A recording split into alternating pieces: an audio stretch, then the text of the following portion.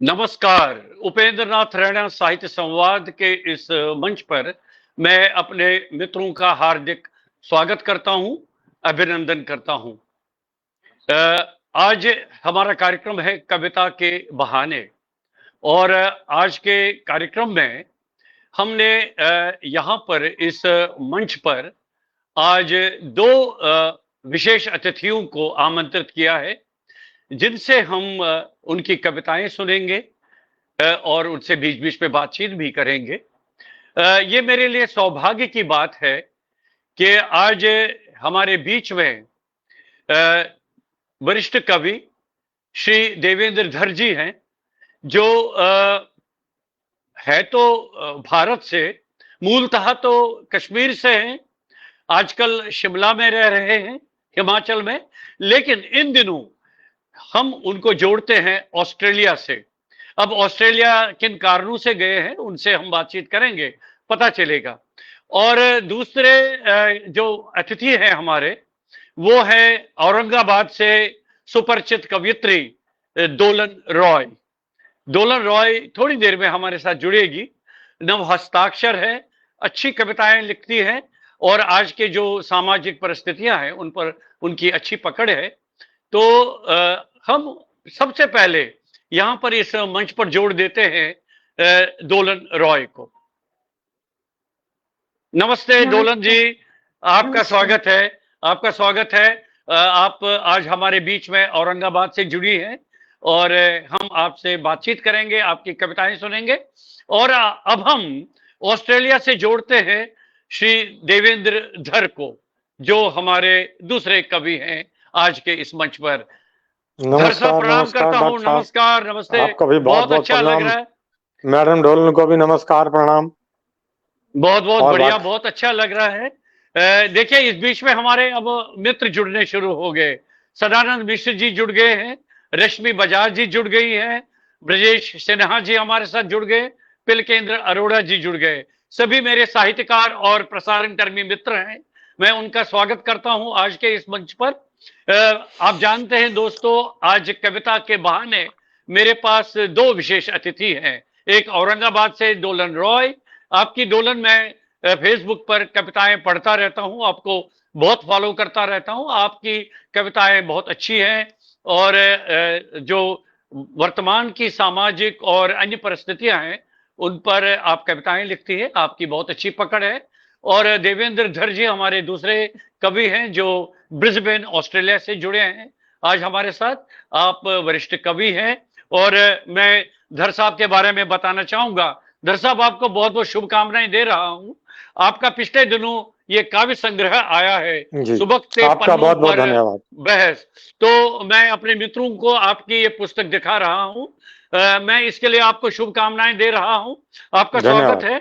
आपकी बहुत अच्छी कविता है, इसमें मैंने पढ़ी है। और आज हम कविताओं पर बहस नहीं करेंगे, बल्कि आपसे बातचीत करेंगे और उसी बहाने आपकी बहुत सारी कविताएं सुनेंगे। अब इस बीच में और हमारे बहुत सारे मित्र जुड़ गए। ब्रजेश सिन्हा जी जुड़ गए, रमेश चंद्र शुक्ल जी जुड़ गए, अरुण कुमार पासवान जी जुड़ गए। बहुत सारे मित्र हमारे साथ जुड़ गए, बहुत अच्छा लग रहा है। नमिता सिंह जी अहमदाबाद से जुड़ गई। मैं चाहता हूं कि देखिए, शुरुआत तो हम दोलन से करेंगे। आप दोलन अपने बारे में बताइए। वास्तव में आप कहां से हैं? आपका जीवन काल यानी शुरुआती दिन आपके कहां पर बीते हैं, गुजरे हैं, और उसके बाद कविता की तरफ आपका रुझान कैसे हुआ है, ये आप 2-3 मिनट में हमको संक्षिप्त में बताइए अपने मित्रों के लिए। जी, मेरा बचपन छत्तीसगढ़ में बीता है। छत्तीसगढ़ में एक बहुत सुंदर जगह है सरगुजा। अरे वाह, क्या बात है। सरगुजा वो वनांचल है, वो बहुत ग्रीनरी है, बहुत प्राकृतिक प्रदेश है, चारों तरफ पहाड़। और मैं जिस जगह में रही हूँ उसके पास एक मैन पार्क बोल के जगह है, उसको शिमला भी कहा जाता है, छत्तीसगढ़ का शिमला। और बहुत सुंदर जगह में, हाँ, मैं बहुत सुंदर जगह में और बहुत सुंदर लोगों के बीच में बड़ी हुई हूँ, और आदिवासी लोगों के बीच में मैं बड़ी हुई हूँ। वो प्रकृति के बहुत करीब है। तो इसलिए मेरे अंदर एक प्रेमी स्वभाव और प्रकृति से प्रेम, ये मेरा स्वाभाविक गुण है और इसी ने मुझे कविता की ओर आकर्षित किया और मेरी अभिव्यक्ति का एकमात्र स्रोत ही प्रकृति। क्या बात है, बहुत बढ़िया। और क्या कविताएं ही आपने शुरुआत में की है या साहित्य में जब आपकी रुचि हुई कि आप लिखना शुरू करेंगे तो गद्य की तरफ आपका रुझान नहीं गया, कविता ही आपने चयन किया है? हाँ, मैं बहुत छोटे से कविता लिख रही हूँ। जब मैं कक्षा 5वीं में पढ़ती थी तब मैंने पहली अपनी कविता लिखा, बचपन प्यार खो नहीं सकता। और बेशरम का फूल, वहाँ क्योंकि वो जंगली जगह था, वहाँ पे बेशरम के फूल होते थे, तो वो ऐसे शुरुआत करी मैं। शुरू में तो मुझे लगता था कि मैं शर्माती थी अपनी कविताओं को बताने में, क्योंकि मुझे लगता था कुछ गलत हो गया है। फिर बाद में जब मैंने रेडियो स्टेशन में और बहुत सारी जगह में प्रोग्राम्स किए तो फिर मेरा आत्मविश्वास बढ़ा और मैं सुनाने लगी। तो कुछ याद है वो कविता जिसके बारे में आपने अभी जिक्र किया है? हाँ, याद है मुझे, वो मेरी पहली कविता थी। जानती हूँ बचपन प्यार खो नहीं सकता, ये पत्थर काटता बच्चा अपना बचपन ढो नहीं सकता।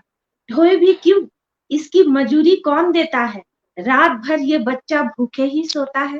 प्यार की इस दुनिया में कमी तो नहीं यारो, सच ही तो है प्यारे, सूखे कुएं के पास कौन जाता है। जानती हूँ जो बचपन प्यार पत्थर से पाए हैं, वह किस राह से गुजर के आए हैं। उस राह से गुजर के आए क्यों ना, कौन रोका था उन्हें, एक पत्थर ही तो था, टोका था उन्हें। क्या बात है, क्या बात है, बहुत अच्छी कविता, बहुत अच्छी कविता है। क्या उम्र थी आपकी उस समय जब आपने ये कविता लिखी? मैं कक्षा 5वीं में पढ़ती थी और हमारे घर के सामने रोड बन रहा था, रास्ता बन रहा था, और वो माएँ जो है ना अपने बच्चों को लेकर आती थी और छोड़ देती थी रास्ते में। तो वो रास्ते में ऐसे हाँ घूमते रहते थे और मार भी खाते थे और रोते थे। तो उनको देखकर फिर ये भावना मेरे अंदर आई। क्या बात है, बहुत बढ़िया, बहुत अच्छा, बहुत अच्छा।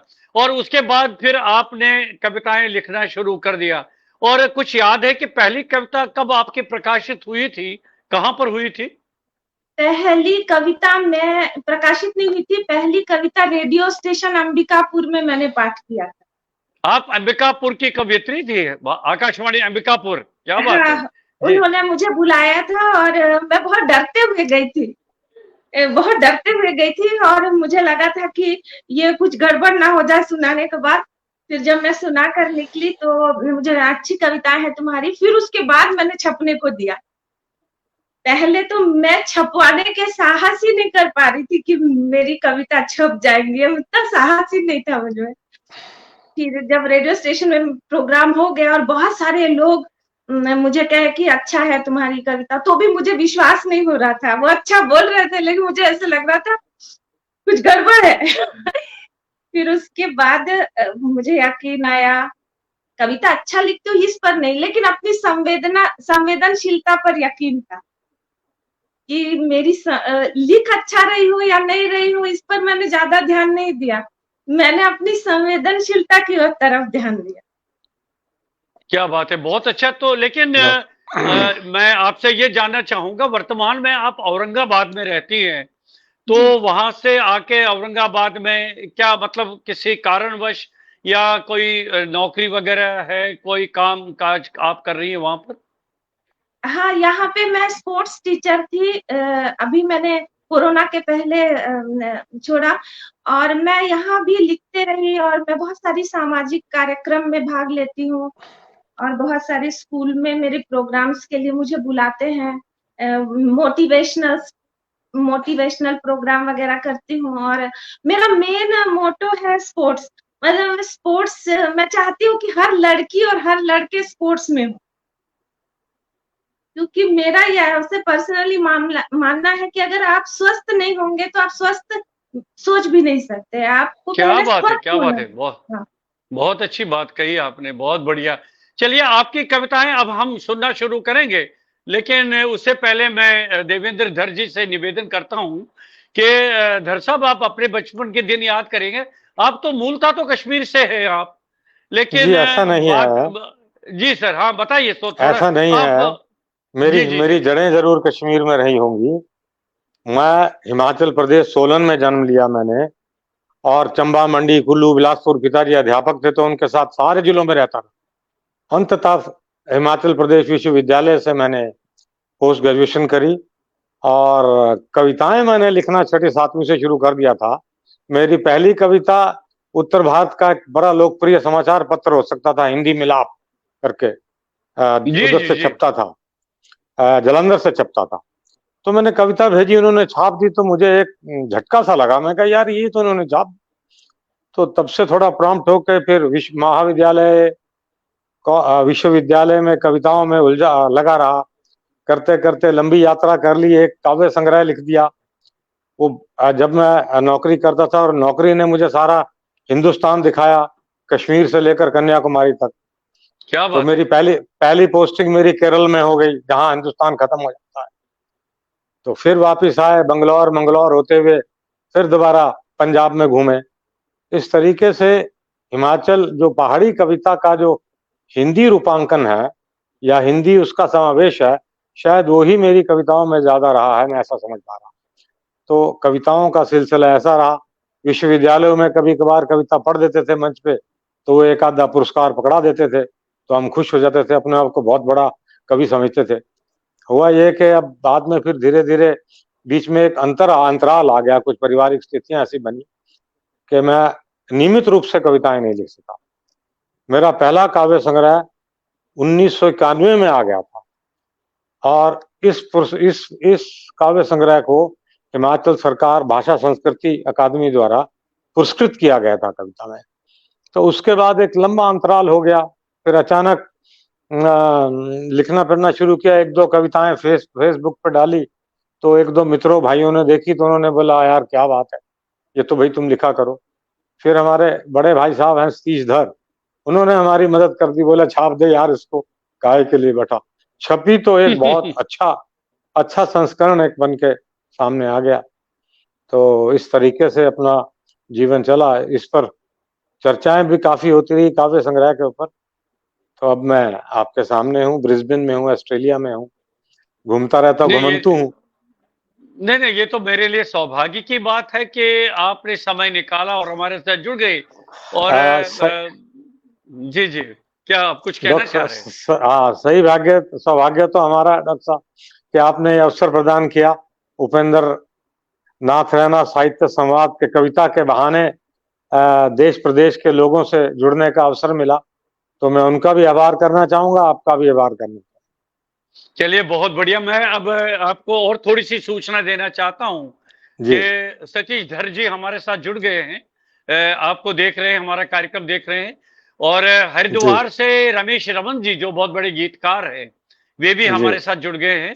रामदुलारी शर्मा जी बहुत अच्छी कवियत्री है, समीक्षक है, वो भी हमारे साथ जी जुड़ गए। हरगोविंद पुरी जी बहुत अच्छे कवि हैं, बहुत अच्छा लिखते हैं, वो भी हमारे जी साथ जुड़ गए। निशा चंद्रा जी अहमदाबाद से जुड़ गई। और बाकी मित्र तो हमारे रमेश चंद्र शुक्ल जी का मैंने बता दिया। बहुत सारे मित्र हमारे साथ जुड़े हैं। तो जी धर साहब एक कविता हो जाए। कविता के बहाने बातचीत तो चलती रहेगी, लेकिन कविता के बहाने कविता ना हो तो क्या मजा है। जी डॉक्टर साहब, कविता मैं पढ़ता हूँ, लेकिन मैं ना कभी कभी संदर्भ भूल जाता हूँ या छूट जाती है मुझसे। उसके लिए मैं अग्रिम माफी मांगूंगा आपसे।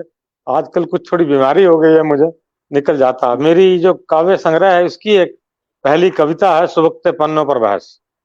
ये पढ़ना चाहूंगा मैं। जी, आपका तो अगर स्वागत आप है। बिल्कुल, आपकी अनुमति हो तो। आपका स्वागत है, आपका स्वागत है। जी जी जी। इतिहास के झरोखे से झांकते हुए हमें याद है सुबकते पन्नों पर बहस, जिन्हें इतिहास में छिपाने या दफनाने के लिए सदैव हाशिए पर बिठा दिया गया। क्या आज बात जो खुली आज जो खुली सड़क पर सांस लेने की क्षमता मिली है, इसके लिए किसी ने अपना कल अवश्य गंवा दिया है, और गंवा दी है सांस लेने की क्षमता। मानवीय प्रारूपों में लिखे खोल दिए गए इतिहास के सच्चे पृष्ठ, जिन्हें अभी पढ़ना बाकी है। नया कुछ नहीं है, बस यही यही है, हर चमकने वाला सोना नहीं होता, हर गुजरा हुआ कल इतिहास नहीं होता। वाह वाह, इतिहास क्या चुप, बात। धन्यवाद। इतिहास चुप है, चांदनी अंधेरी क्यों है, सिर्फ पत्थरों पर चलता हुआ मील, क्यों कोई दूरी तय नहीं करता। हर एक लिया गया कदम अचानक मील के पत्थर से निकलकर हर बार आगे क्यों बढ़ जाता है। तुम्हारी कलम और मेरे शब्दों से इतिहास लिखा जाएगा, नया इतिहास। बाजू व हाथ सुन्न है, पर दिल में ज्वाला तो है। इतिहास कलम से नहीं आग से लिखूंगा, इतिहास कलम से नहीं आग से लिखूंगा। सुना है क्या जंगली बात है। मौसम की सुना है जंगली मौसम की दुश्वारियों में एक और पन्ना गायब हो गया है। सुना है जंगली मौसम की दुश्वारियों में एक और पन्ना गायब हो गया है। इतिहास के पन्ने में क्या खोजते हो, इतिहास गलत है। जी, थोड़ी सी समस्या आ रही। जी जी जी सर, जी जी। जितना मर्जी छिपा लो कोई पन्ना, फाड़ कर रख दो पूरा इतिहास, नया इतिहास लिख दो। पर अगली पीढ़ियां फटे पन्नों से पूछ लेंगी वे संदर्भ जो फाड़ कर रखे गए हैं। ढूंढ लेगी उन नायकों को जो संदर्भों से निकाले गए हैं। लो ढोलो सिलसिलेवार गुलाम मानसिकता, आजाद मौसम में भी रख लो संजोए अंतिम जनता के छीने हुए हकूक। आजाद मौसम में भी रख लो संजोए अंतिम जनता के छीने हुए हकूक। कब तक आखिर, कब तक हथेली में छिपाकर या मासूम चेहरा बंद रखोगे। आंखें तो खोल दो, साहसी बनो, देखो कैसे लुट रहा है इतिहास। ये कविता क्या है। बात है, बहुत सुंदर कविता है। क्यों डोलन, बहुत अच्छी बहुत कविता है। इसके लिए तो धर साहब के लिए एक ताली तो बनती है। बहुत बढ़िया धर साहब। इस हालांकि मैंने पढ़ी थी ये कविता आपके इस संग्रह में। ये तो पहला ही छक्का है, पहला ही स्ट्रोक आपका जबरदस्त है इस काव्य संग्रह के लिए। बहुत अच्छी छक्का कविता क्या है। है, कविता लिखते हैं, थोड़ी तकलीफ रहती है तो कविता लिख देते नहीं हैं। नहीं नहीं और नहीं, तो बहुत छक्का अच्छी क्या। कविता है, बहुत अच्छी कविता है। और कविताएं आपसे सुनेंगे। मैं आपसे ये जानना चाहूंगा धर साहब, आप कविता को अभिव्यक्ति का जो एक विशेष और एक मजबूत माध्यम है, इससे तो जी इनकार नहीं किया जा सकता है। जी, बिल्कुल भी नहीं, तो बिल्कुल भी नहीं। हम अपनी कविता में कितना ईमानदार रहते हैं जब हमें कविता के माध्यम से अपनी पीड़ा, अपनी संवेदना को अभिव्यक्त करना होता है। आप बिल्कुल सही कह रहे हैं कि अभिव्यक्ति का सबसे सशक्त माध्यम मैं कविता देखता हूं, तभी मैंने शायद दूसरी विधाओं की ओर मेरा ध्यान नहीं गया। और कविता मैं समझता हूं कि एक जिम्मेदारी का काम। ये ऐसा नहीं है कि कविता लिख दी और काम चल गया। कविता एक यथार्थ को सामने लाना, समाज के अंतर्विरोध को समझना, उन अंतर्विरोधों को कविता में प्रतिपादित करना, ये एक जोखिम भी है और चुनौती भी है। मैं उस चुनौती को स्वीकार करता हूं। मेरी कविता तब कविता है जब वो लोगों तक पहुंचे और लोगों में एक सुप्त चेतना को जागृत करे, और जो समाज में जो शोषण हो रहा है उसको उजागृत करते हुए लोगों को एक चेतन मन से इसके विरुद्ध खड़े होने के लिए प्रेरित करे। तब मैं समझता हूं कि वो कविता है। क्या तो बात है, क्या बात है। उसके लिए जाहिर है कि जब आप जीवन के अनुभव से गुजरोगे, समाज से गुजरोगे, तो कुछ ना कुछ आपको, तभी ये सुबकते पन्नों पर बहस है। तो और आपको मैं बीच में ऐड कर दूं, मैं एक और पोर्टल भी चलाता हूं। न्यूज पोर्टल नहीं है, साहित्य से जुड़ा हुआ एकदम पोर्टल है। और ये पोर्टल जो है, इसका नाम सच्ची मुठभेड़ है। जी अब जी लोगों ने सवाल किए कि मुठभेड़ क्यों है।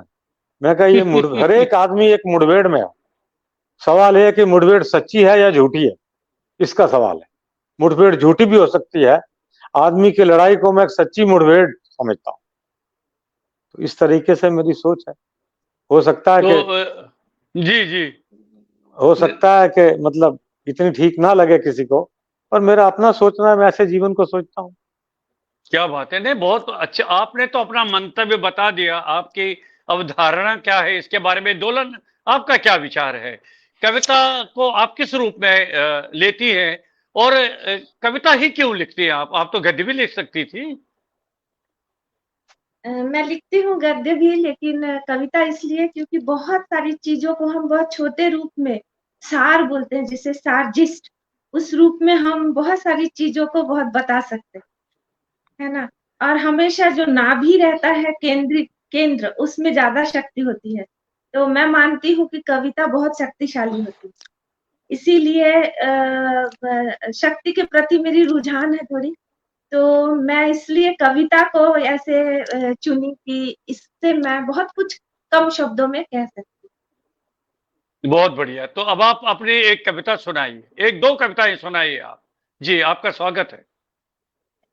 नमस्कार, मेरी कविता का शीर्षक है नेपथ्य। ये नेपथ्य, मेरी वाह। शमशान वैराग्य एक पुस्तक है, उससे सुना रही हूँ। दिखाइए दिखाइए, दर्शन कराइए इसके बीच में, पूरे बीच में। दर्शन नहीं हो पा रहे। नहीं, हाँ, बहुत बढ़िया। ये क्या बात है, धन्यवाद, बहुत धन्यवाद। बढ़िया। जी। अच्छा है कि किस वर्ष में ये संग्रह आया है दोलन?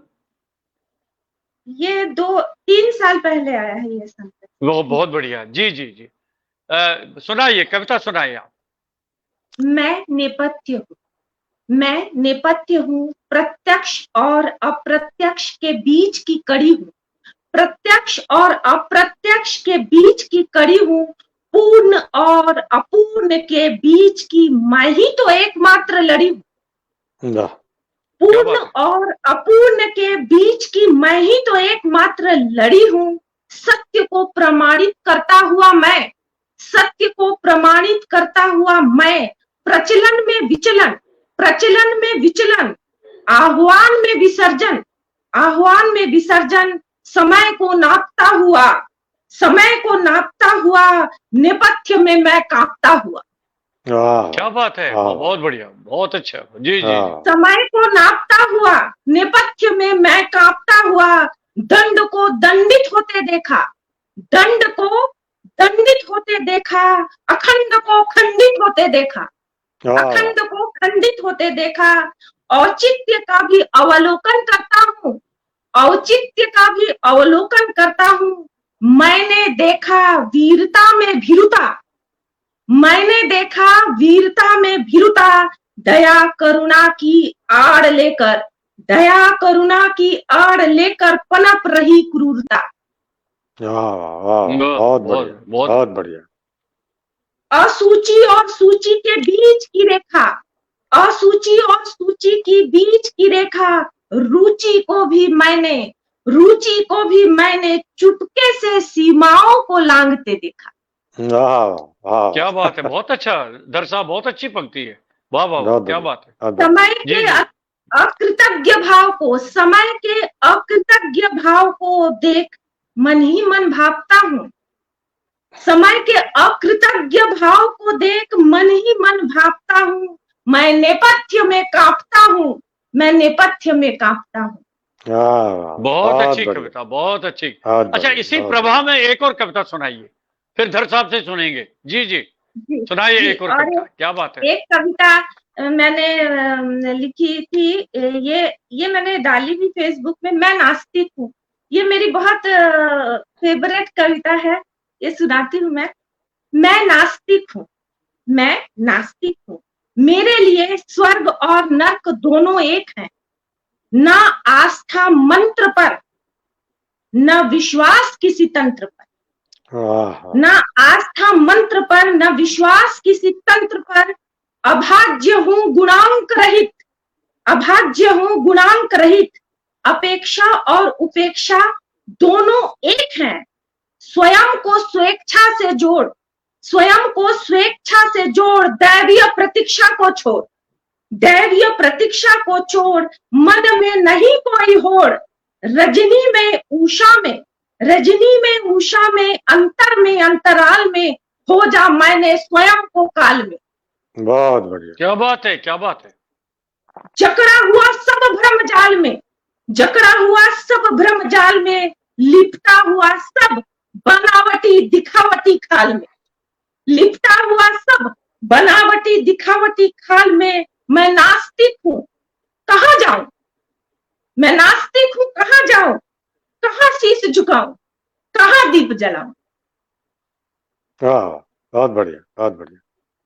किस पर पुष्प चढ़ाऊं, किस पर पुष्प चढ़ाऊं, खो जाना ही मेरा व्यक्तित्व है, खो जाना ही मेरा व्यक्तित्व है, छिपा हुआ मुझ में मेरा ही कोई अस्तित्व है, छिपा हुआ मुझ में मेरा ही कोई अस्तित्व है, मैं नास्तिक हूँ स्वास्तिक नहीं, मैं नास्तिक हूँ स्वास्तिक नहीं, जो चिपका रहूं शुभ लाभ से, छल से प्यास से तुम्हारे ब्रह्मजाल से। वाह वाह वाह, क्या बात है, बहुत सुंदर कविता, बहुत अच्छी कविता, बहुत बढ़िया, बहुत अच्छा, बहुत अच्छा। तो ये तो फेसबुक पर ये कविता आपने दी थी, बहुत अच्छा, हाँ। मुझे याद आ रहा है।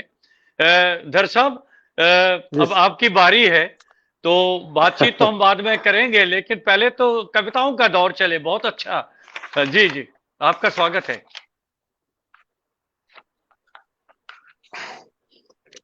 कोशिश करता हूँ सर पढ़ने की।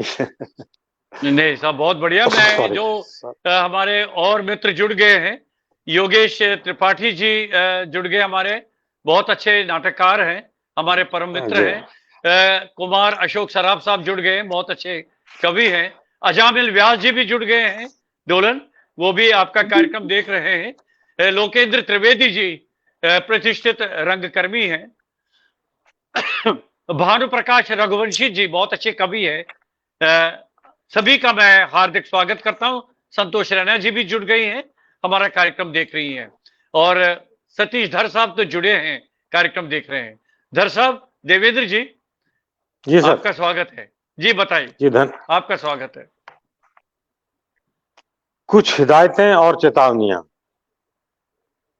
कुछ हिदायतें और चेतावनियां। जी साहब। जो लहरों के खिलाफ तैरते हैं उन्हें हिदायतें और चेतावनियों का डर कभी नहीं सताता। जो लहरों के खिलाफ तैरते हैं उन्हें हिदायतों और चेतावनियों का डर कभी नहीं सताता। वह सहमी हुई घाटी में भी दहाड़ते हुए नजर आते हैं। वे शायद कुछ ज्यादा हो संघर्षशील होते हैं। वे कुछ ज्यादा ही संघर्षशील होते हैं। पोस्टरों पर छपी हिदायतों, सड़क पर लिखी गई चेतावनियों को झुठलाते हुए भी आगे निकल जाते हैं। वे जो क्षण जीना चाहते हैं आराम से जी लेते वे जो क्षण जीना चाहते हैं आराम से जी लेते हैं और अगले क्षण के लिए एक और चेतावनी ढूंढ लेते हैं सड़क की कोई हिदायत नहीं है, सिर्फ ट्रैफिक नियमों की चेतावनी और बोर्ड सड़क पर लगे उनको हिदायत ना मानो तो वे बागी कहलाते हैं। क्या बात है। हवा और बारूद के धुएं में, पानी की बौछारों में, घर में और कैद खाने में भी सांस लेने का साहस वे कर लेते हैं। वे जब मौसम बदलने की आवाज सुनते हैं तो अकेले ही छाती पर गोलियां झेलने निकल पड़ते हैं। वे जब अकेले ही छाती पर गोलियां झेलने निकल पड़ते हैं, एकदम अकेले। वे किसी की पीठ पर सवार नहीं होते, सवार नहीं होते, ना ही भीड़ का हिस्सा बन किसी कतार में अपना मुंह छिपा रखे होते हैं।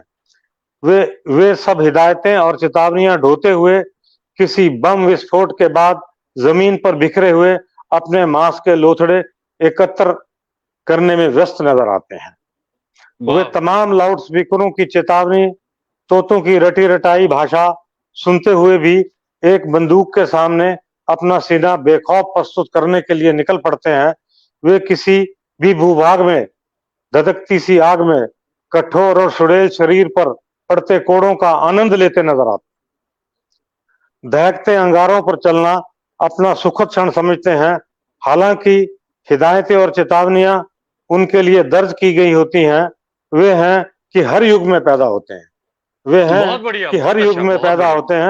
हर जुर्म पर अपनी हिदायत और चेतावनी फहराते चलते रहते हैं, चाहे वे मुट्ठी भर क्यों ना हो, या तय है कि वे जरूर होते हैं। क्या बात है, बहुत सुंदर कविता, बहुत सुंदर। धर साहब, बहुत बढ़िया कविता। एक और कविता हो जाए। इस बीच में रजनीश त्रिवेदी जी भी हमारे साथ जुड़ गए और निरुपमा सिंह जी भी, आपका स्वागत है। प्रेमदा पांडे जी भी, बहुत सारे मित्र आपको सुन रहे हैं। धर साहब, धन्यवाद जी, धन्यवाद। मेरा अभिवादन। ये निर्वासित मंत्र पताका है। ये मंत्र पताका क्या है?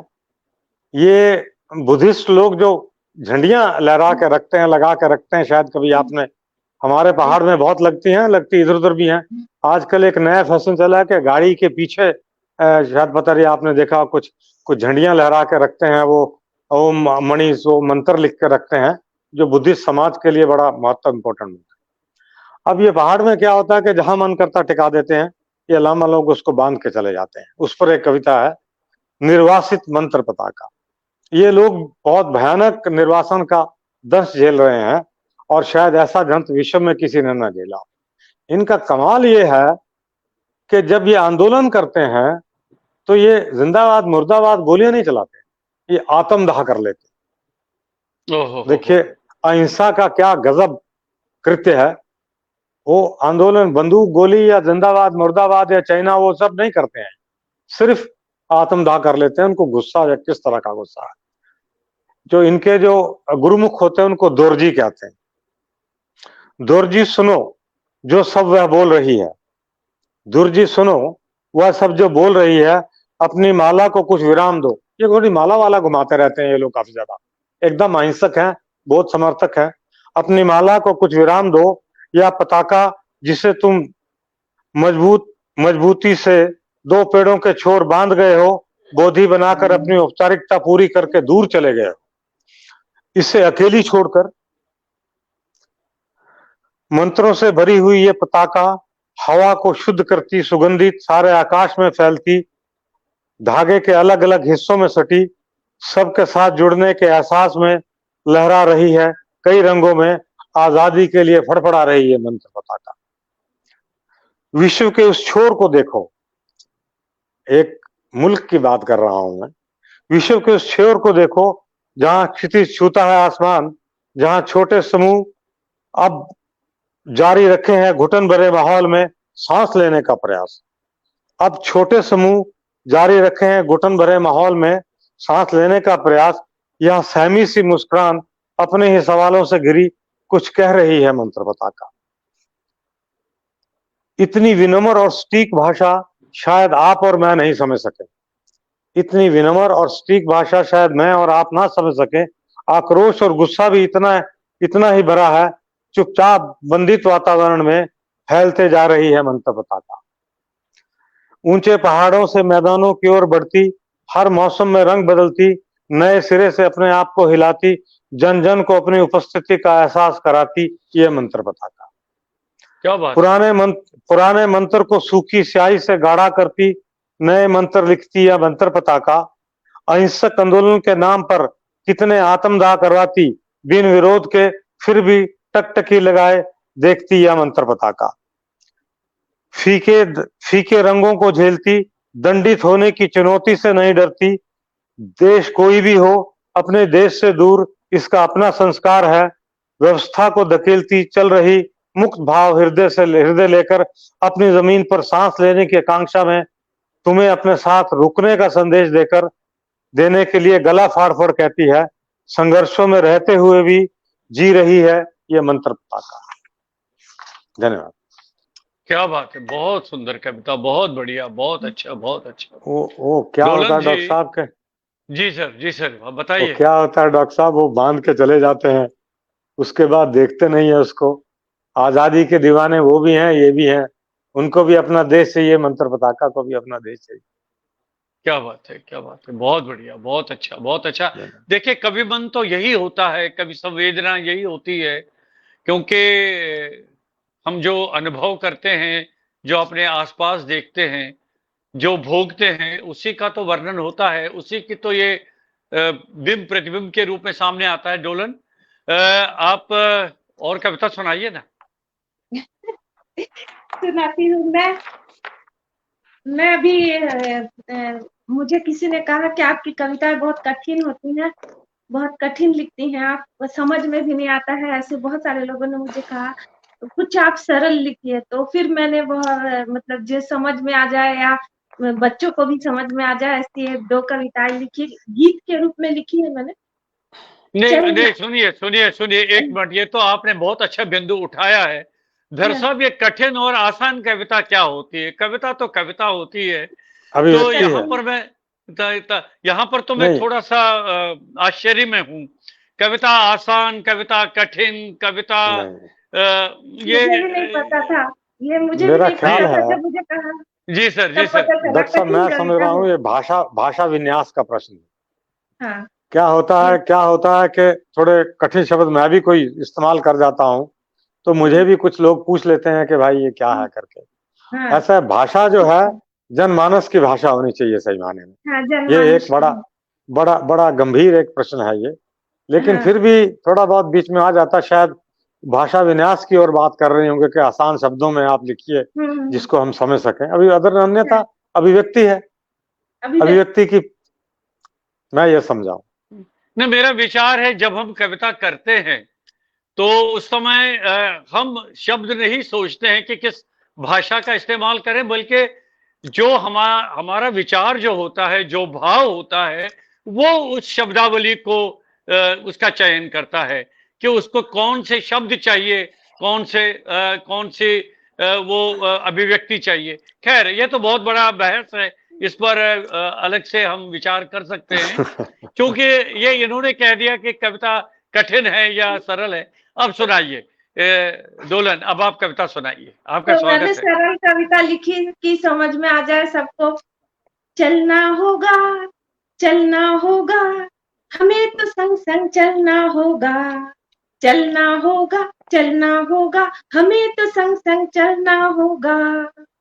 कब तक डरे हम क्यों डरे, कब तक डरे हम क्यों डरे, कब तक सहे हम क्यों सहे। हमें तो अब लिखना होगा, हमें तो अब लिखना होगा, पढ़ना होगा, चलना होगा, बहुत दूर तक, बहुत दूर तक, जहां आंखें खुलेंगी, बहुत दूर तक आंखें खुलेंगी और सुंदर सवेरा होगा। वाह वाह, क्या बात है। हमें चलना होगा, हमें चलना होगा। क्यों लड़ते हो, क्यों लड़ते हो, क्यों डरते हो, क्यों लड़ते हो, क्यों डरते हो, क्यों सहते हो, क्यों नहीं चलते, क्यों नहीं पढ़ते, क्यों नहीं सीखते। तो ये मैंने बच्चों के लिए लिखा था, वो बहुत खुश हुए। ये आपने बहुत अच्छा कार्य किया है, क्योंकि बाल साहित्य भी अपने आप में बहुत ही महत्वपूर्ण है, क्योंकि बच्चों के लिए, देखिए, बच्चों के लिए लिखना बहुत जरूरी है, बहुत ही एक चुनौती है। बात सही कहा धर साहब के, सही कह रहे हैं। बच्चों के लिए लिखना अपने आप में बहुत बड़ी चुनौती है और इतना आसान नहीं है। जिस शब्दावली का आपको प्रयोग करना है, किस तरह से उसमें संप्रेषणीयता रहेगी, कैसे वो बच्चों तक वो आपकी बात पहुंच जाएगी, अपने आप में एक कठिन कार्य है, उसमें कोई संदेह नहीं है। अब आप कठिन कविता सुनाइए ना, कोई बात नहीं। अगर हमें समझ में नहीं आया तो हम आपसे पूछेंगे। जी सुन ले। हाँ, ठीक है। सुन, ये कविता एक मिनट, मैंने एक कविता लिखी नदी। मुझे नदी पहाड़ ये सबसे बहुत प्रेम है, तो इसलिए ये जो है ना, ये समर्पित है सभी नदियों को। नदी, तुम हो उज्जवल अभेद कल कल, तुम हो उज्जवल अभेद कल कल, छल छल की ध्वनि तुम में, छल छल की ध्वनि तुम में, प्राण तुम परित्राण तुम, प्राण तुम परित्राण तुम, तल में अतल में, रुधिर में सुधीर में, रुधिर में सुधीर में, रुचिता बन सुचिता बन, समुद्र के अथाह में खोकर भी आग्रह, समुद्र के अथाह में खोकर भी आग्रह, तुम कभी नहीं करती दुराग्रह। क्या बात है। मृदु नंदनी बनकर, मृदु नंदनी बनकर, दोनों किनारों को अपनाकर, मृदु नंदनी बनकर, दोनों किनारों को अपनाकर, क्यों इतना समर्पण करती हो, क्यों इतना समर्पण करती हो, नव यौवना की भांति विद्रोह करो, नव यौवना की भांति विद्रोह करो, निर्झर होकर झरने सी झरो, निर्झर होकर झरने सी झरो, जल के ही दर्पण में जलकर, जल के ही दर्पण में जलकर, स्वयं का प्रतिबिंब तो देखो, स्वयं का प्रतिबिंब तो देखो, कभी ना देखूंगी यह मायावी मुख। फिर नदी खुद ही कहती है अपने को देखकर, कभी ना देखूंगी यह मायावी मुख, प्रण करती हूँ, रण करती हूँ, रण करती हूँ, शांत और निरीह भाव से बहूंगी, मैं कुछ न कहूंगी, मैं कुछ न कहूंगी। बहुत अच्छे, बहुत वाह बढ़िया, बहुत अच्छा। क्यों धर साहब, बहुत अच्छे कवि। ये लेकिन बहुत कठिन बढ़िया। तो है नहीं है। नहीं नहीं, कुछ ये भी नहीं क्यों है सर? कठिन। कठिन मतलब मैं जी, अभी भी उसी सोच में हूँ, ये सरल ये आप कविता और सही कह कठिन रहे हैं, कविता क्या कठिन तो होती कुछ है। नहीं है। कठिन तो कुछ भी नहीं है। देखिए, हाँ, जो आपके भाव है और जो जिस संवेदनात्मक स्तर पर आप इसको प्रेषित करना चाहती है, वो बिल्कुल स्पष्ट होना चाहिए। कविता जी, तो अपने आप में एक ऐसी शक्ति है जो जब दूसरे तक पहुंच जाती है तो आपके मन के भाव जो है और आपके विचार जो है उन तक संप्रेषित होने चाहिए। दरअसल बात सही है ना? ये तो एकदम कविता सही है जी, ठीक कह रहा है ना? तो मानव जीवन के लिए और अपनी संप्रेषणीयता के लिए दरअसल कविता को कितना महत्वपूर्ण समझते हैं आप? है। कविता एक बड़ा सशक्त माध्यम है अभिव्यक्ति का, और मैं समझता हूँ गद्य से ज्यादा बढ़िया सशक्त है। इस वजह से कि मतलब आप एक कहानी लिख देंगे या कोई लेख लिख देंगे, निबंध लिख देंगे, जो मतलब आप 10 पेज के निबंध में जो या 5 पेज के 6 पेज की कहानी में लिखोगे, वही चीज आप कविता को 2 पेजों में खत्म कर देंगे। और दूसरी बात है, आप देखिए जहां भी विश्व में इनकलाब आया है, रेवोल्यूशन आया है, कविता ने एक बड़ी सशक्त भूमिका निभाई। क्या बात, आप बहुत सही बात। दायित्ववती, माइकोवस्की, आप जितने भी जहां जहां भी मतलब इनकलाब आया है, कवियों ने सशक्त रूप से लोगों को लड़ाई लड़ने के लिए खड़ा किया है, उनकी सुख चेतनाओं को जगाया है। तो कविता एक ऐसा माध्यम है, समझता हूँ कि इससे बढ़िया कोई माध्यम हो ही नहीं सकता। मेरी अपनी सोच है। फिर क्या है, जी, कोई व्यंग्य लिख दीजिए आप, लेकिन एक बार आप कविता को एकाग्रता से पढ़ें, अगर आप सजग पाठक हैं, तो कहीं ना कहीं आपका मन उज्ज्वलित जरूर होगा, कविता की ओर जाएगा, कविता के साथ बहने लगेगा। ये मैं समझता हूँ। बहुत अच्छी बात कही आपने, लेकिन मेरा एक बिंदु है जिस पर डोलन आपका भी और आपका भी सर विचार चाहूंगा, क्योंकि जो कविता का वास्तविक स्वरूप होना चाहिए, लेकिन जी, कुछ कविताएं ऐसी होती जो एक स्टेटमेंट की तरह होती है। तो एक बार एक स्टेटमेंट हो गया और कविता बन गई। तो उसके बारे में क्या विचार है आपका? कविता तो मुख्यतः अभिव्यक्ति है, और जिसकी जैसी अभिव्यक्ति है इस पर कुछ कहा नहीं जा सकता है, क्योंकि जैसी अभिव्यक्ति है, कोई लय में अभिव्यक्त करता है, कोई इस तरह से स्ट्रेट करता है। भाव भाव किस तरह के हैं ये, क्योंकि मैं मानती हूँ कविता जो है ना आत्मा की भाषा है। क्या बात है, ये तो अच्छा अच्छा अच्छा कहा है इन्होंने, आत्मा की भाषा। जी, आत्मा जी, की क्या? भाषा है, और आत्मा के नजदीक जो जितना पहुंचेगा और जी, स्वयं के नजदीक जो जितना पहुंचेगा उसकी अभिव्यक्ति उतनी शक्तिशाली होगी। जी, सही बात है आपकी। तो बहुत सही बात बढ़िया। है। इसलिए हाँ, बाहर का जो बाहर की दुनिया से जब हम अंदर की दुनिया में पहुंचते हैं तभी कविता का निर्माण होता है। कविता के प्रति रुचि ही ये मतलब है कि हम अंदर के द्वार में खटखट कर रहे हैं, नॉकिंग शुरू हो गई, हमारी अंदर की यात्रा शुरू है। तो ये तो एक सांकेतिक है कविता। और मैं तो कैसा भी लिखे कोई, अच्छा लिखे या बुरा लिखे, मैं तो लिखने को ही अच्छा समझती हूँ और पढ़ने को ही अच्छा समझती जी, क्या बात है, बहुत बढ़िया, बहुत। दरअसल आपकी एक कविता और हो जाए, और आपका कविता के हुक्म है। बहाने तो बातचीत चलती रहेगी, हूँ। लेकिन मूल रूप से तो इस मंच पर कविताएं ही होनी है जी। चलिए सर, जी, कोशिश करता हूँ कविता पढ़ने की। सर, ये कविता है जूनी पनिहार। पनिहार जो है एक बॉडी को बोलते हैं पहाड़ में, जो पानी देती है। पहले ये पब्लिक इरिगेशन, पानी वानी का सिस्टम नहीं था, तो वहां एक गांव है सुन्नी भज्जी। भज्जी का राजा हुआ करता था, वो उस पानी को बहुत पसंद करता था, सारा पानी ढो के ले जाता। तो लोगों को मिलता नहीं था, वो रियासत खत्म हुई, तो ये जूनी जूनी पनिहार एक उस पानी का नाम था जूनी पनिहार, जहां वो बॉडी थी। उस पर एक कविता है, पुरानी कविता है लेकिन मेरी बड़ी प्रिय कविता है। अरे सुनाइए, आपका स्वागत है। धन्यवाद धन्यवाद। पनिहार पर आकर बढ़ जाता था रास्ता, पनिहार पर आकर बंट जाता था रास्ता, सिमट आता था क्षणों में, पनिहार ने सदियों से पिलाया था पानी, अपना पानी कोहरे और ठंड में, बरसाती फुहारों में, किसी भी उत्सव पर, सभी बाधाओं के बीच, दूरस्थ गांवों तक भी घोड़ों की पीठ पर बैठ बालाओं के सिर का ताज बन कहीं भी उतर आती थी निस्वार्थ निश्चल बावड़ी। क्या बात है, बहुत बढ़िया, बहुत बढ़िया, बहुत अच्छा। अब वो लोग थोड़ा डरते थे, रात को बॉडी के पास नहीं जाते थे।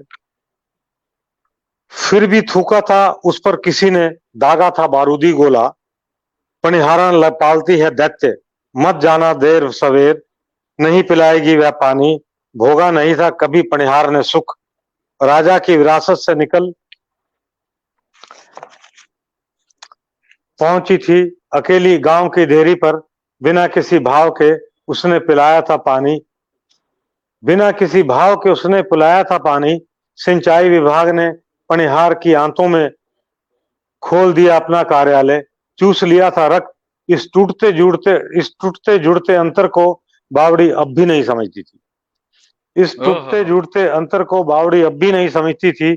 उसे तो बस मालूम था, मुझे तो बिछानी है आंखें, किसी भी अपमान का करना है भव्य स्वागत, कोई अंतर नहीं पड़ता, अपना तो सब कुछ देना है, नलों से गुजरते हुए भी मुस्कुराते हुए जीना है, अंतर केवल इतना है, जिनके बल हैं सस्ते नल है, वह तो थी जन बलिहार, लोग चिल्लाए जूनी पनिहार। क्या बात है, बहुत अच्छी कविता, बहुत अच्छा। अब देखिए, कविता का जो मूल रूप है, स्वरूप है, ये तो यही है कि आपका ऑब्जर्वेशन है, और उसके बाद आप उसको कैसे हम तक पहुंचाते हैं, वही तो क्यों कविता वही है डोलन, कविता का अर्थ ही वही है ना। नहीं तो कहानी में तो आपका कथानक है, आपकी शैली है, आपका फिर विस्तार है, फिर आपका उपसंहार है, तो आप तो कविता कई पेज लिख सकते हैं, ये कहानी। लेकिन कविता कुछ ही शब्दों में, कुछ ही पंक्तियों में, आप तो गागर में सागर वाली बात होती है। डोलन, आपने कुछ गीत भी लिखे हैं, मैंने सुना है। गीत तो लिखे हैं, लेकिन अभी तो है नहीं मेरे पास। एक ऐसी देशभक्ति का ऐसे बच्चों के लिए लिखा था मैंने। अभी मैं बच्चों के लिए ही लिख रही हूँ, क्योंकि अभी मुझे ऐसा लग रहा है कि जो हमारे लोग हैं वो अब सुधरने वाले नहीं हैं। अभी जो बच्चे तो उनको सुधारा जा सकता है, मतलब उम्मीद है अभी, तो इसलिए उनके पीछे लगी हूँ मैं। यदि है प्रेम देश से, यदि है प्रेम देश से, इस संस्कृति से, इस परिवेश से, यदि है प्रेम देश से, इस संस्कृति से, इस परिवेश से, तो दीप ज्ञान का अब तो जलाओ, तो दीप ज्ञान का अब तो जलाओ, पढ़ो और पढ़ाओ, पढ़ो और पढ़ाओ। विश्व में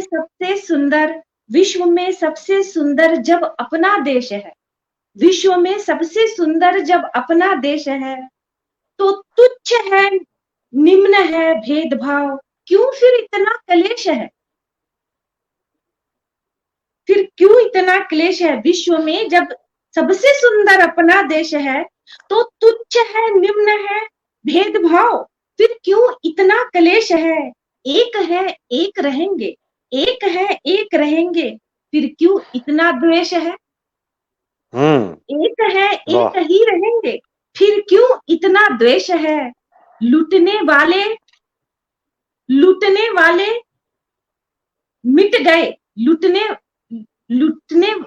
वाले मिट गए, लूटने वाले मिट गए, लुटाने वाले अब भी जिंदा है, लुटाने वाले अब भी जिंदा है। हाँ, चलो, यदि है प्रेम देश से, इस संस्कृति से, इस परिवेश से, तो दीप ज्ञान का क्यों न जलाए, दीप ज्ञान का क्यों न जलाए। तो ये छोटा, तो ये छोटा अभी प्रयास कर रही हूँ कि बच्चों के लिए ही अभी लिखना चाहती हूँ। बहुत बढ़िया। देखिए, हम तो पहले भी बात कर रहे थे कि बच्चों के लिखना बहुत जरूरी है, और एक अपने आप में चुनौती भी है। बाल साहित्य की आवश्यकता है हमारे देश में। जिस तरह से विदेशों में आप देखेंगे जो लिटरेचर है, जो साहित्य है, उसमें विपुल मात्रा में बाल साहित्य है, जो एक अलग सेक्शन है, एक अलग सेक्ट है, जो बच्चों के लिए लिटरेचर तैयार किया जाता है। और खास करके वो भी अलग अलग जो आयु वर्ग के बच्चे हैं उनके लिए। अब इस बीच में धर साहब और डोलन रॉय जी, अनदा पाटनी जी कह रही मैं क्षमा चाहूंगी, बिल्कुल नहीं, आप जुड़ गई, मेरे लिए बहुत अच्छी बात है। अमेरिका से अनदा पाटनी जी जुड़ गई हैं, आपका स्वागत करता हूं। ऋतु माथुर जी हमारा कार्यक्रम देख रही हैं, उनका भी बहुत बहुत धन्यवाद कर रहा हूं। और सुधा जोगरन जी हमारा कार्यक्रम देख रही है, बहुत बढ़िया। सुनीता शरण जी और बाकी सब मित्र, रोमेश पंडिता जी, बहुत अच्छे हमारे मित्र जुड़े हैं, उनका मैं स्वागत करता हूं। धर साहब, आपके प्रिय कवि कौन रहे हैं जिनसे ज्यादा आप अपने आप को प्रभावित मानते हैं? 2-3 कवि हैं जिनसे प्रभावित मानता हूँ अपने आप को। जी जी जी। एक तो मुक्तिबोध हैं, क्या बात है। गजानन माधव मुक्तिबोध, धूमिल है, और 1-2 कवि और हैं, क्या कहते हैं, माइकोवस्की हैं विदेश के, और दूसरे 1-2 नाम और हैं जो मतलब जिनको मैंने पढ़ा है, जिनको समझता हूँ कि मैं। आपने इन कवियों का नाम लिया, लोहे का स्वाद लोहार से मत क्या पूछो, बात है। उस घोड़े से पूछो जिसके मुंह में लगाम है। ये क्या धूमिल की बात है, पंक्तियां क्या हैं। बात। जी जी जी। लोहे का स्वाद वो लोहार से मत पूछो, उस घोड़े से पूछो जिसके मुंह में लगाम है। तो वास्तविक जी जी, संवेदना तो यही है, मानवीय संवेदना। बिल्कुल बिल्कुल और बिल्कुल कविता सही के कहा। लिए बहुत ही सशक्त एक बुनियाद है ये कविता के लिए, बहुत बढ़िया।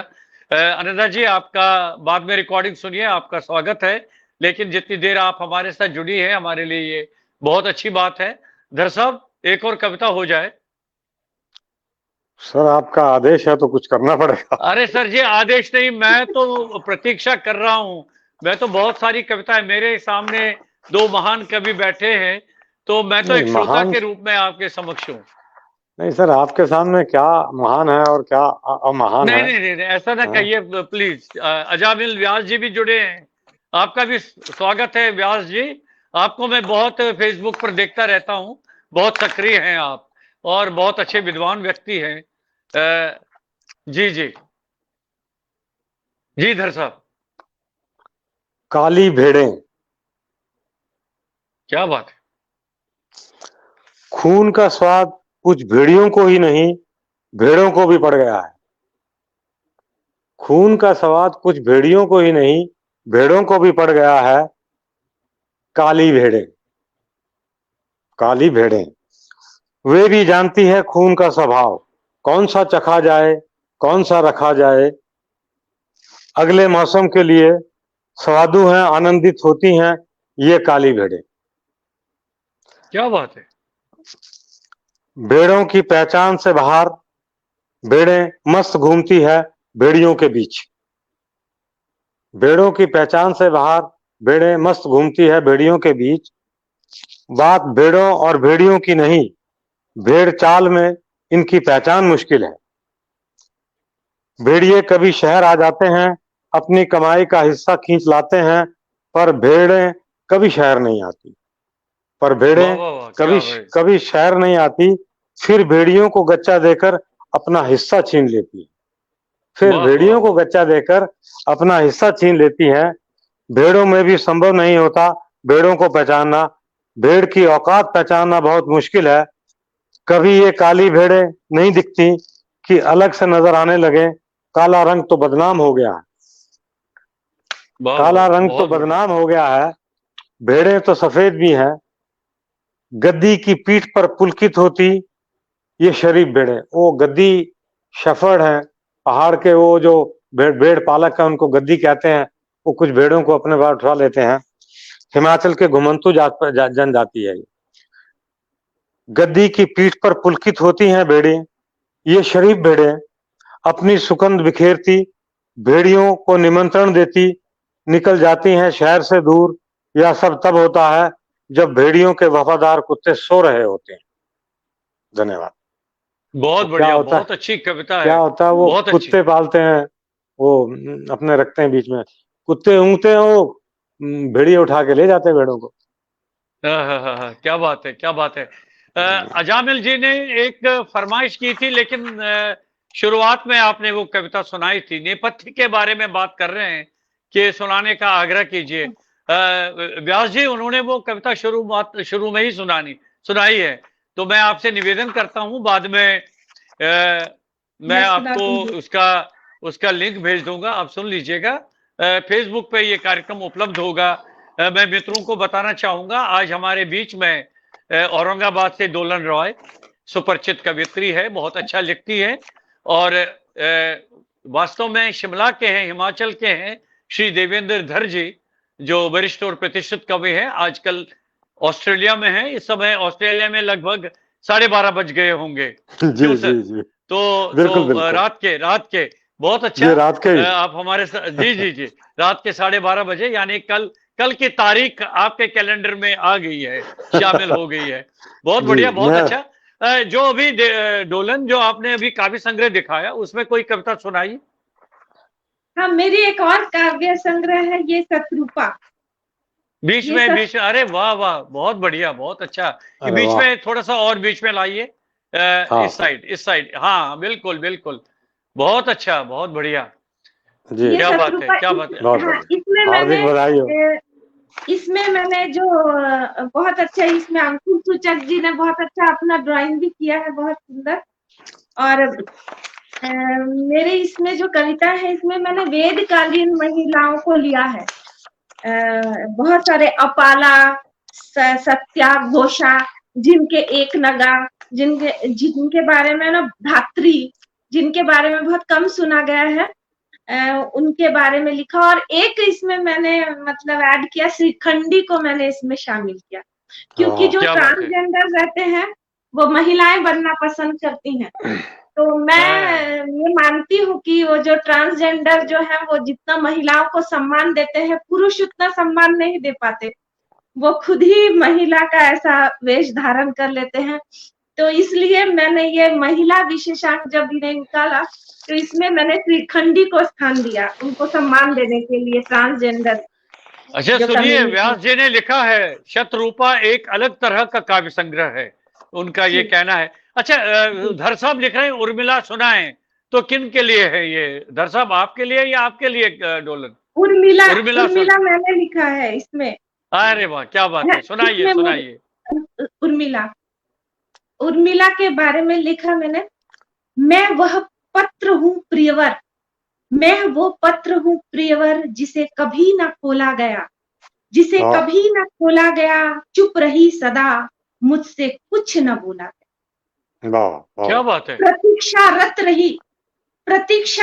रही, लक्ष्मण के निर्णय के अनुगत रही, प्रतीक्षारत रही, लक्ष्मण के निर्णय के अनुगत रही। 14 वर्ष काट लिए, स्वयं को हिस्सों में बांट लिए, खाली टाट लिए, बहुत बढ़िया, खाली टाट लिए, वही दिन रात लिए। क्या बात, वही दिन रात लिए, जीवन सपाट लिए, ना उद्यापन चाहिए, ना सत्यापन चाहिए, ना उद्यापन चाहिए, ना सत्यापन चाहिए। उर्मिला रही संयम का व्रत लिए, उर्मिला रही संयम का व्रत लिए, संघर्ष सतत लिए, नियमों को कभी नहीं तोड़ी, लक्ष्मण तुम बिन रही अकेली, पर उस भावना को न छोड़ी। उर्मिला की परीक्षा, इतनी प्रतीक्षा, इस समीक्षा का योग सदा रहा वियोग, इस समीक्षा का योग सदा रहा वियोग। उच्च कोटि का प्रयोग, यह जग उर्मिला को ज्ञान हुआ, पूरा भान हुआ। मेरे प्राणनाथ लक्ष्मण,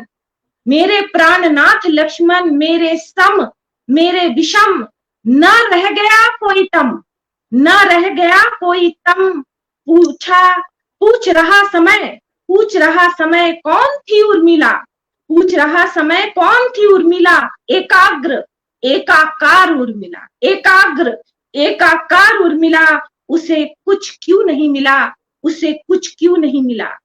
एकीकरण एकीभूत क्षण क्षण प्रसूत, एकीकरण एकीभूत क्षण क्षण प्रसूत, स्त्री की सीमा इतनी मर्यादा कौन निर्धारित करता है, कौन निर्धारित करता है। स्त्री स्वयं स्तब्ध हुआ स्थिर मेघ, स्तब्ध हुआ स्थिर मेघ, प्रश्न लिए खड़ी व्याकुल प्राण की कथा, उर्मिला की वही पुरातन व्यथा, उर्मिला की वही पुरातन व्यथा। बहुत बढ़िया, बहुत अच्छा, बहुत बढ़िया, क्या बहुत अच्छी कविता। इस बीच में डॉक्टर प्रतिभा जैन जी हमारे साथ जुड़ गई हैं, कह रही है बहुत खूब, बहुत अच्छा। और अजामिल जी कह रहे हैं उन्होंने इस कविता का पाठ भी किया है। जी जी, बहुत सुंदर पाठ किया सर ने, बहुत अच्छे भाव से, बहुत बढ़िया, बहुत धन्यवाद, बहुत अच्छा, बहुत अच्छी कविता है, बहुत बढ़िया। धर साहब, आप कौन सी कविता सुनाएंगे आप? कोई भी सुना देंगे सर। सारे सुनाइए ना सर, आपका स्वागत है। बहुत बढ़िया, बहुत अच्छा सर मेरे दौर पास चल रहा है। एक बड़ी विचित्र कविता है जिसको मैं साझा करना चाहूंगा। विचित्र क्या हो सर? हम काले लोगों ने, क्षमा कीजिए, सारे विश्व में यातनाएं झेली है। रेसिस्ट कह लीजिए, जो मर्जी कह लीजिए। मुझे डर है मैं ये कविता पढ़ूं तो कहीं कोई विपत्ति मुझ पर ना आया, पर पढ़ूंगा जरूर, मैं इसको छोड़ूंगा। ये ऑस्ट्रेलिया को लेकर एक कविता है, साम्राज्य के बचे अवशेष, साम्राज्य के बचे अवशेष, ऑस्ट्रेलियाई आदिवासियों को समर्पित। यहाँ एक बहुत बड़ा आदिवासी समुदाय है जिनको अबोरिजिनल कहते हैं। यह वह भूभाग है जहां आज भी समता का युद्ध जारी है। यह वह भूभाग है जहां आज भी समता का युद्ध जारी है, उस सल्तनत के विरुद्ध जिसके साम्राज्य में कभी सूरज नहीं डूबा, उस सल्तनत के विरुद्ध जिसके साम्राज्य में कभी सूरज नहीं डूबा। अगर कोई डूबा तो मानवता का अस्तित्व, अगर कुछ खत्म हुआ है तो मानवाधिकार का बचा हुआ अंश। चारों ओर फैला समुद्र और पृथ्वी का यह हिस्सा कटा सा सभ्य समाज से पृथक बहुत पुरानी बात है, लेकिन दर्ज है कि कुछ गोरों ने समुद्र में बैठकर इस टापू पर पहुंचने का रास्ता निकाल लिया, खोज निकाला, मानचित्र बना लिया। विश्व में जहां भी रास्ता बना, मस्तिष्क में बारूद भर के वे घूमते रहे, रानी मधुमक्खी को संभाले जिधर से वे गुजरते, रानी मधुमक्खी को संभाले जिधर से वे गुजरते, वहीं रास्ता बनता चला गया। वो बस्ती रही तो वीरान जंगल हो, विरोध का कहीं कुछ नहीं हुआ। रानी मक्खी कहीं नहीं गई, छीके का मक्खन अपने आप अपने मुंह में जाता रहा, छीके का मक्खन अपने आप उसके मुंह में जाता रहा। दूजे की जमीन पर भी अपनी नगरी बसाने और सभ्यता को कोल्हू के बैल की तरह बनाने, हर तरह के तेल को अपनी बोतल में पूरी की पूरी भरने का मजा, दूसरे की लकड़ी से अपना अलाव सेंकने का आनंद लेने का स्वभाव इनका रहा है। हमारी कहानी भी ऐसी ही है, हमारी कहानी भी ऐसी है। यद्यपि हम उसकी सरजमी से दूर हैं, किसी दूसरे के भूभाग में बस रहे हैं, अपनी ही जमीन पर काले आदिवासी कहलाने का जो पुरस्कार बांटा गया है, आज भी उसी पुरस्कार के बचे हुए दंश को अगली पीढ़ी को छोड़कर जा रहे हैं, क्योंकि हम काले आदिवासी अबोरिजिनल हैं, क्योंकि हम काले आदिवासी अबोरिजिनल हैं। विश्व में विद्यमान इस कालखंड में हम कभी नहीं बटे, विश्व में विद्यमान में इस कालखंड में अब कहीं नहीं बटे। सदैव एक खंडित कर दिए गए सदैव खंडित कर दिए गए सब के सब। बंट गई जमीन भी इस बंदर बांट में, कुछ बंदरगाहें उठा कर ले गई मूल निवासी, कुछ बंदरगाहें उठा के ले गई मूल निवासी थे हम। अपने खून से सींची धरती पर काले जंगली बनवासी आदिवासी आज भी बने हुए हैं हम अश्वेत आदिवासी। आवाज उठाने का अर्थ रहा कि दूर किसी टापू पे समुद्र के किनारे में वियावान रेतीले पहाड़ों पर जेल की वीरान सी सेल्वर जेल में वही काला पानी।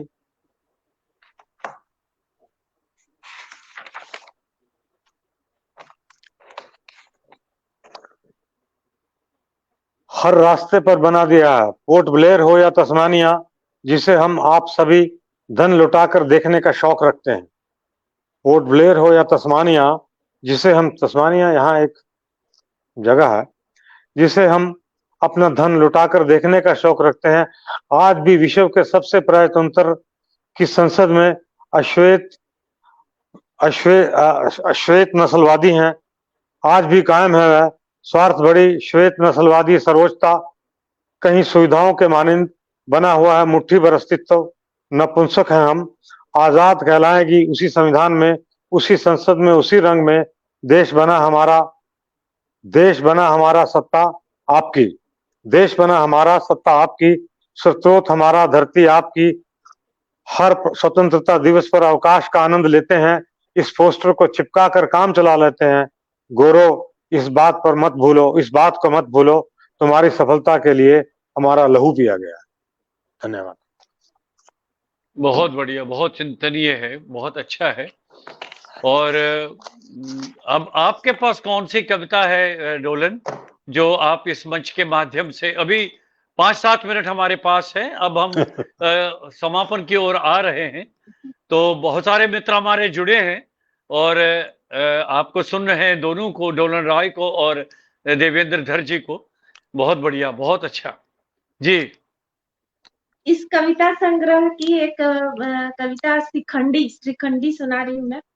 ये जो मैंने ट्रांसजेंडर के बारे में लिखा, इसमें उनको पौराणिक बिंदुओं का आपने बढ़िया। धर साहब के, ये सतीश धर जी कह रहे हैं, उनसे कहिए कि करंट पर लिखी जो कविता है, रचना है, वो सुनाइए। अब आपकी इच्छा है। करंट पर तो अभी तो मैं लिख रही हूँ जंगल बोल के, एक मेरा संग्रह आने वाला है, तो उस जंगल के बारे में अभी मैं कंसंट्रेट कर रही हूँ, प्रकृति के ऊपर। तो ठीक है, मैं ये सुना देती हूँ। जंगल, कौन सी कविता? जंगल। यहाँ इस संग्रह में मैंने 40 कविताएं लिखी है और हर कविता का एक ही शीर्षक है, जंगल। हर कविता का एक ही शीर्षक दिया है, जंगल ही हर कविता का शीर्षक। निरस्त नहीं अस्त नहीं, निरस्त नहीं अस्त नहीं, तुम जैसा व्यस्त नहीं। जंगल कह रहा है, निरस्त नहीं अस्त नहीं, तुम जैसा व्यस्त नहीं। दर्ज है आज भी दर्जेदार जंगल, दर्ज है आज भी दर्जेदार जंगल। भेद नहीं करता अभेद जंगल, भेद नहीं करता अभेद जंगल। परास्त नहीं लड़ने भिड़ने का उसके पास कोई धर्मशास्त्र नहीं। क्या बात है। लड़ने भिड़ने का उसके पास कोई धर्मशास्त्र नहीं। अतिक्रमण का अर्थ कोई शास्त्र नहीं। अतिक्रमण का अर्थ कोई शास्त्र नहीं। निरस्त नहीं अस्त नहीं, तुम जैसा व्यस्त नहीं। दर्ज है आज भी धरा में दर्जेदार जंगल, दर्जेदार जंगल। बहुत बढ़िया, बहुत अच्छी कविता, बहुत अच्छी कविता है। अब देखते बहुत सारे मित्र हमारे साथ जुड़े हैं। 1 घंटा लगभग 10 मिनट कैसे निकल गए पता भी नहीं चला। अब हम लगभग समापन की ओर है इस कार्यक्रम के। धर साहब, अंत में आप एक और कविता सुनाइए, समापन करेंगे उसके बाद कार्यक्रम का। तो देखता हूँ।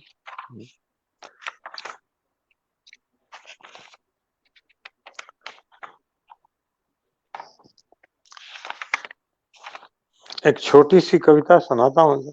जी जी, डोलन आप भी एक तैयार रखिए अंत में। जी सर, सुनाइए। रोटी की गंध।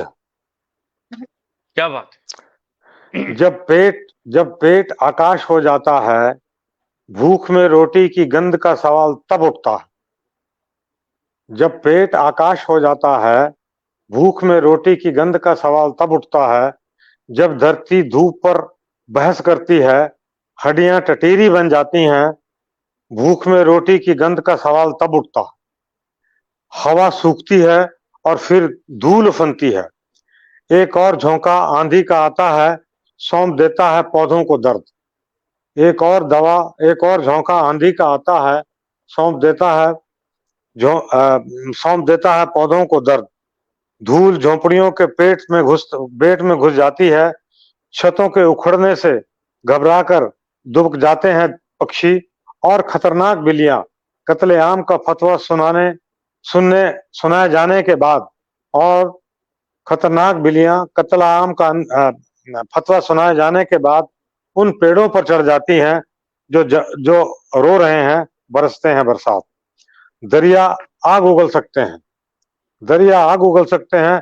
दूब जितनी धरती, पतंग जितना आकाश हिलने लगता है, कांटे खिलने लगते हैं। रोटी की गंध जंगल में फसलें गिरा देती हैं।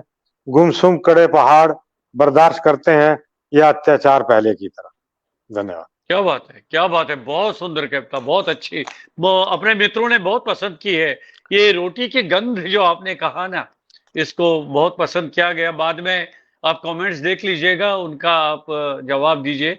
हाँ डोलन, आपसे शुरू किया था, अब इस कार्यक्रम का समापन आप करिए एक कविता के साथ। मैं सुनाती हूँ, माँ के बाद भी माँ के साथ भी। ये छोटी सी कहा, बहुत अच्छा, बहुत अच्छे नोट। बस माँ ही खाना खिला सकती है, माँ ही खाना बना सकती है। बस माँ ही खाना खिला सकती है, माँ ही खाना बना सकती है। जन्म का पहला दिवस, हेलो मृत्यु का अंतिम श्वास, भूख और प्यास, माँ सदा जुड़ी रही। मैं जो सहा वो भी सही, मैं जो सहा वो भी सही। सदा साथ रही। छोटा था बड़ा हो गया, छोटा था बड़ा हो गया, अपने पाँव में खड़ा हो गया। सोचता हूँ अब कौन परोसे किसके भरोसे, अब कौन परोसे किसके भरोसे। माँ खिलाती थी गिनती नहीं थी, माँ खिलाती थी गिनती कहाँ थी। 7 से 8 रोटियां खा लेता था, फिर भी बोलती थी तू आजकल खाता कहाँ है। फिर भी बोलती थी तू आजकल, क्या बात है, तू आजकल खाता कहाँ है। क्या चाहिए तुझे बताता कहाँ है, क्या चाहिए तुझे बताता कहाँ है। बहुत बड़ा हो गया है ना, बहुत बड़ा हो गया है ना। लिपट कर माँ कहकर बुलाता कहाँ है, लिपट कर माँ कहकर बुलाता कहाँ है। देश विदेश घूमता है, मेरे कमरे में आता कहाँ है, मेरे कमरे में आता कहाँ है। बहुत बढ़िया, बहुत अच्छा, बहुत अच्छी कविता पर हम आज का कार्यक्रम संपन्न करेंगे। अब डोलन रॉय अपने मित्रों के लिए 2 शब्द कहना चाहेंगे जो इतनी देर से हमारे साथ जुड़े हैं। बहुत, हाँ, सभी को प्रणाम करती हूँ। बहुत कृतज्ञ हूँ और नत हूँ कि आपने अपना कीमती समय दिया, क्योंकि समय बहुत बहुमूल्य है और धन से भी ज्यादा समय बहुमूल्य है। आपने हमें दिया, बहुत बहुत कृतज्ञ हूँ। और सुना आपने ध्यान से, ये बहुत सौभाग्य है मेरा। और आप दोनों गुरुजन है मेरे, दोनों को प्रणाम करती हूँ। देवेंद्र जी को भी और रैना सर आपको भी प्रणाम करती हूँ। बहुत अच्छा लगा आप लोगों से जुड़ के, सौभाग्य रहा ये मेरा। और देवेंद्र धर जी, आप 2 शब्द कहना चाहेंगे अपने मित्रों के लिए? 2 ही शब्द कहूंगा जी। कविता में बने रहिए। आपने झेला, लगभग 1 घंटा 14 मिनट हमको झेला, इसके लिए आपका ऋणी हूँ, आभारी हूँ। और भविष्य में भी आप ऐसे ही कवियों से जुड़े रहिए, कविता में बने रहिए। डॉक्टर उपेंद्र नाथ रैना का मैं व्यक्तिगत तौर पर आभारी हूँ कि इतने बड़े मंच पे लाके मुझे बैठा दिया और कविता पढ़ने के लिए कहा, वो भी रात के लगभग 12:45 पे जब लोग सो रहे हैं। ऐसी सुविधा किसी व्यक्ति को मिलती है। और देखिए इतना होने के बाद भी मैं एकदम जीवंत हूँ, सशक्त हूँ। अगर आप चाहे तो मैं 500 कविताएं सुना सकता हूँ, लेकिन ये अच्छा है, ये बढ़िया। जी जी तो जी। मैं सभी मित्रों का आभार व्यक्त करना पाऊंगा जिन्होंने अपना समय निकाल के हमको सुना। बहुत बहुत धन्यवाद आपका। और उपेंद्र नाथ राणा साहित्य संवाद का जो कविता के बहाने आज हमारी जो चर्चा हुई, बहुत बहुत धन्यवाद इस मंच का भी। धन्यवाद। बहुत बहुत धन्यवाद धर साहब और डॉलन रॉय जी, आप जुड़े डॉलन, हमारे साथ। जी जी जी जी, आप मैडम के कुछ कहना साथ चाह पढ़ने रहे का थे? मौका तो मिला ही, यही कह रहा था कि मैडम के साथ तो पढ़ने का मौका मिला ही हमको है। आपका बहुत बहुत आभार। बहुत तो अच्छा कहाँ ये लग अवसर रहा है। मिलता। और मैं भी मित्रों का आभार व्यक्त करता हूं जो इतनी देर तक लगातार 1 घंटा, 1.25 घंटा हमारे साथ जुड़े रहे। और बहुत अच्छा लग रहा है। दोलन रॉय, बहुत बहुत धन्यवाद आपका। और धर साहब, आपका भी बहुत बहुत जी धन्यवाद। जी। नमस्कार मित्रों, कविता के बहाने आज के इस कार्यक्रम में ऑस्ट्रेलिया से हमारे साथ जुड़े थे सुपरिचित कवि श्री देवेंद्र धर जी, और औरंगाबाद से सुश्री दोलन रॉय। इसके साथ ही हमारा आज का ये कार्यक्रम अब यहीं पर संपन्न होता है। अनुमति चाहता हूं